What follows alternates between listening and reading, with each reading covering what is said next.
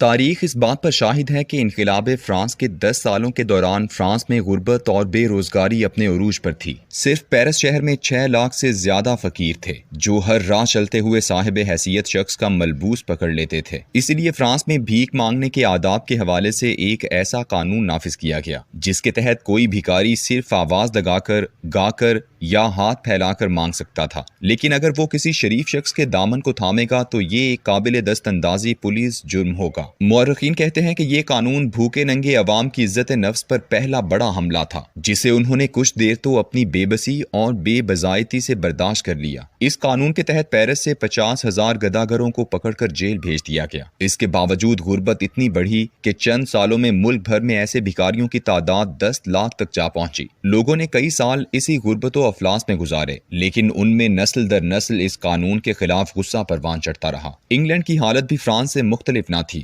بلکہ وہاں فرانس سے کہیں زیادہ غربت اور بھوک تھی۔ اس دور کے دانشوروں نے جس انگلینڈ کا نقشہ کھینچا ہے وہ اس قدر دردناک ہے کہ لوگ جانوروں کی کھالیں ابال کر سوپ بناتے اور اس بدمزہ پانی سے پیٹ کی بھوک ختم کرتے۔ لیکن انگلینڈ میں فرانس کی طرح کا خوفناک خونی انقلاب نہیں آیا۔ مشہور مورخ اور فلسفر ول ڈیورنٹ نے اپنی مشہور کتاب تاریخ کے ہیرو میں انگلینڈ میں انقلاب نہ آنے کی وجوہات پر لکھا ہے۔ اس کے مطابق 2 ایسے تاریخی فقرے ہیں جنہوں نے پورے فرانس کے مفلوک الحال لوگوں کو بری طرح مشتعل کر دیا اور عوام اپنی اس توہین کا بدلہ لینے کے لیے سڑکوں پر نکل آئے تھے، جبکہ انگلینڈ میں کوئی ایسے فقرے بولنے والا پیدا نہ ہوا۔ پہلا فقرہ پیرس سے تقریباً 23 میل دور نو تعمیر شدہ خوبصورت ورسائل محل میں آباد فرانس کی ملکہ میری اینٹونیٹ جین کا تھا کہ جب اس سے کہا گیا کہ فرانس کے لوگ بھوک سے مر رہے ہیں اور انہیں روٹی تک میسر نہیں، تو اس نے طنز کرتے ہوئے کہا تھا کہ جنہیں روٹی نہیں ملتی وہ کیک کیوں نہیں کھاتے۔ یہ فقرہ تمام انقلابیوں کی زبان پر عام ہو گیا اور پھر پیرس کی گلیوں میں ان لوگوں کا غصہ دیدنی تھا۔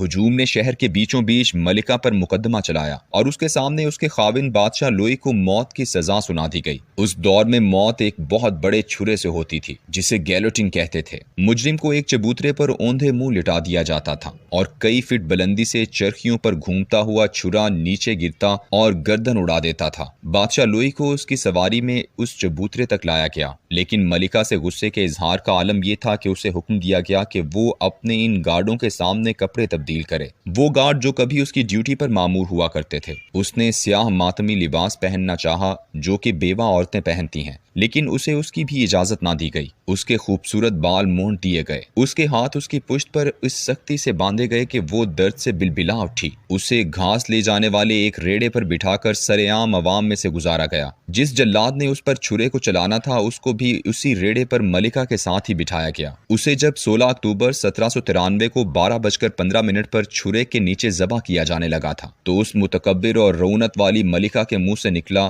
مجھے معاف کر دو، میں نے ایسا جان بوجھ کر نہیں کہا تھا۔ ایسا کرتے ہوئے اس نے اپنا سر آگے بڑھا کر جلاد کے پاؤں پر رکھ دیا۔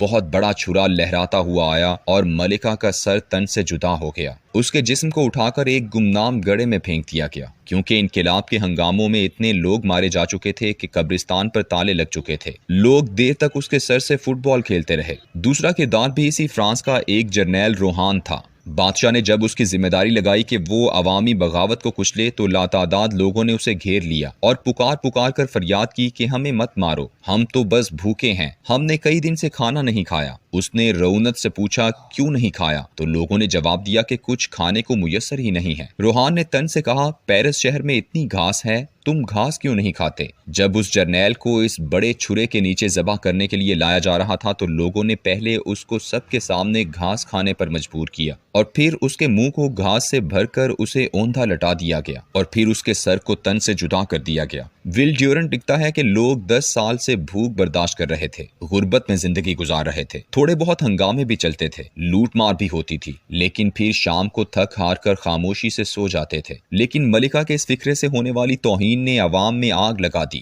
اس کے بعد ہوا یہ کہ لوگ ہر صاحب حیثیت کو بھی ملکہ کا ساتھی اور غریبوں کا تمسخر اڑانے کا مجرم سمجھا جانے لگا۔ ہجوم کسی شخص کو سڑک پر روکتا، اس کے ہاتھ دیکھتا، اگر وہ نرم ہوتے تو اس کی گردن اڑا دی جاتی۔ اسی طرح کسی شخص کے کالروں پر اگر میل کی تہ نہ ہوتی تو اسے بھی قتل کر دیا جاتا۔ کل جب میں لاہور میں لوگوں کے بے پناہ ہجوم کو دیکھ رہا تھا تو ان میں ہر نسل، عمر اور مرتبے و حیثیت کے لوگ شامل تھے۔ ایسے لوگ جنہیں 2 وقت کی روٹی کے علاوہ بھی بہت زیادہ آسائشیں حاصل تھیں، ایسے بھی تھے جو شاید 2 وقت کی روٹی بھی مشکل سے کما پاتے ہوں۔ بچے عورتیں سب تھے، لیکن یہ لوگ نہ تو روٹی کے لیے نکلے تھے اور نہ کپڑے اور مکان کے لیے۔ یہ 22 کروڑ لوگ گزشتہ کئی سالوں سے مہنگائی کا عذاب بھی سہ رہے تھے۔ انہوں نے گزشتہ 2 دہائیاں لوڈ شیڈنگ میں بھی گزاری تھیں۔ ان میں سے لاتعداد لوگ بے روزگار بھی تھے، لیکن کل کوئی اپنے ان دکھوں پر احتجاج نہیں کرنے نکلا تھا۔ ہر کسی کی زبان پر ایک ہی فکرہ تھا، ہماری توہین کی گئی ہے۔ پاکستان کی 70 سالہ تاریخ میں کبھی ایسا احتجاج نہیں ہوا کہ لوگ ایک دم ایک ساتھ پاکستان کے کئی 100 شہروں میں سڑکوں پر نکلتے ہوں اور پوری دنیا کے ممالک میں موجود پاکستانیوں نے بیک وقت احتجاج کیا ہو۔ پاکستان میں 1977 میں ایسی حالت پیدا ہوئی تھی، لیکن وہ بھی ایک دم نہیں۔ 1 ماہ بعد 9 اپریل کو پنجاب اسمبلی کے سامنے عوام بکھرے تھے، لیکن کل کا 9 اپریل 2022 تو حیران کن تھا۔ لوگ خوفناک حد تک غیظ و غضب لیے ہوئے تھے۔ کچھ عرصے بعد یہ ہنگامے ختم ہو جائیں گے، تو اگر کسی نے ان کی تاریخ مرتب کی تو فرانس کی ملکہ میری کی طرح شہباز شریف کے اس فکرے کو ضرور ہنگاموں کی بنیاد بتائے گا کہ بھکاریوں کو انتخاب کرنے کا کوئی حق نہیں۔ Beggars are not choosers. دنیا کے معمولات میں تمام عزت دار لوگ اپنی ضروریات کے لیے زندگی میں بھیک ضرور مانگتے ہوں گے، لیکن پھر بھی کوئی بھکاری کہلانے کی توہین برداشت نہیں کر سکتے۔ یہی تاریخ کا سبق ہے، جلد سیکھ لو تو اچھا ہے۔